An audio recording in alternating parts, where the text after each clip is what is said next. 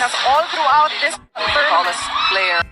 Ito na, Australia mukhang babawian ang Alas Pilipinas dahil sa pagkatalo nila ng mga nakaraang taon. Alas Pilipinas or Team Philippines delikado kaya dahil sa pagkawala ng core ng Alas. Valdez at mga kasama nito hindi papayag. Bibigyan natin ng preview game ang laban na ito kasama na ang schedule ng game, kaya tapusin nyo ang video dahil mga importante ang ating ilalahad. Kaya before that, please nakikiusap ako, huwag nyong kalimutan mag-like, comment, and subscribe, and pa-hit the notification bell for more PBL UAAP valuable updates dito sa Pilipinas. Maraming salamat sa support, pa-like and share na rin. And avail na kayo ng Alas Pilipinas t-shirt. Pag ginamit ang aking link ay may discount. Thank you very much again. Ito na naman, laban ng Alas Pilipinas laban sa Australia. Magaganap ka ang kanilang laban sa June 7, 2026.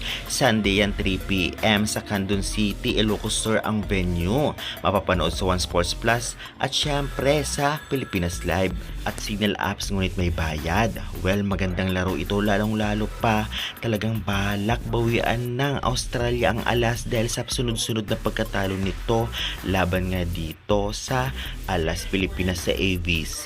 Noong 2025 nga ay tinalo ng Alas sa loob ng 3 straight sets ang Australia at medyo tambak pa, kaya naman syempre balak bawian ng Australia ang Alas, lalong-lalo pa na wala ang core ng Alas Pilipinas ngayon at talagang sa tingin nila baka humina daw ang team na ito. Well, hindi naman tiyak papayag sina Valdez at ang mga kasama nito na talunin basta-basta ng Australia, lalong-lalo pa nakalaban na rin ng Kremlin, especially na Atienza, Negrito at itong si Tots Carlos ang Australia noon sa magrepresenta nga ang Kremlin team bilang national team noon.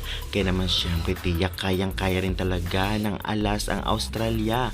Ngunit tiyak tayong naghanda ang Australia dahil nga alam naman natin magaling din sila. Malakas pumalo, matatangkad na masasabi natin na magaling sa blockings. Kailangan lamang ng talagang mabilisang laro o galawan para naman makaiwas sa blockings. Doon pa man, tiyak may laban pa ng Alas ngayon sa second game nila laban sa Australia. Well, sa tingin ninyo kaya pa kayo ng Alas ang Australia ngayon? Nawala ang core ng Alas? Pa-comment pa, subscribe na lang for more valuable updates. Maraming salamat sa support.